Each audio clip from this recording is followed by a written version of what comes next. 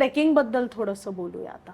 Trek बद्दल सांगायला गेलं तर पावसाळ्यात खूप जास्त हल्ली ट्रेकचं प्रमाण वाढलंय. म्हणजे सोशल मीडिया आणि रील्स बघून सगळ्यांना असं वाटतं की आपल्याला ट्रेक करायचं आहे, पण जी लोक व्हिडिओ बनवत आहेत, ट्रेकबद्दल माहिती देत आहेत, ते वर्षानुवर्ष ट्रेक करतायत. मग अचानक एक दिवशी उठून कुठल्या तरी मोठ्या ट्रेकला जायचं, म्हणजे जसं आता साल्लेर आपल्या महाराष्ट्रातला सगळ्यात उंच ट्रेक आहे. अचानक एक दिवशी तुम्ही तिथे जाल आणि मग पावसाळ्याच्याच दरम्यान जाल, कारण पावसाळ्यात इकडे हिरवळ असते, धबधबे असतात, वातावरण एकदम प्रफुल्लित असतं, गारवा असतो, फिरायला छान वाटतं. मग हे अत्यंत चुकीचं आहे आणि सोलो ट्रेक तर त्याहून धोकादायक आहे.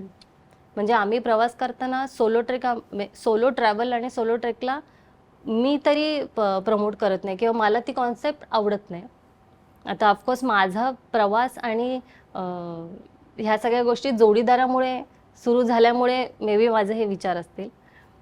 पण जेव्हा तुम्ही एकटे कुठेही फिरायला जातात, ट्रेकचंच उदाहरण देईल, तुम्ही एकटे गेलात एखाद्या ठिकाणी, अशा ठिकाणी अडकलात जिथे तुम्हाला मदत मिळणं शक्य नाहीये, अशा ठिकाणी तुम्ही एकटे गेल्यावर अडकल्यानंतर तुम्ही काय करणार?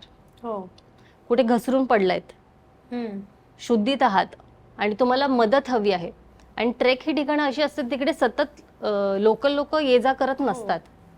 त्यामुळे तुम्ही अशा अडचणीच्या ठिकाणी जाऊन अडकलात आणि जिथे रेंजही नाहीये, म्हणजे तुमच्याकडे मोबाईल असूनही, इलेक्ट्रॉनिक डिव्हाइस असूनही त्याचा काही फायदा होत नाही.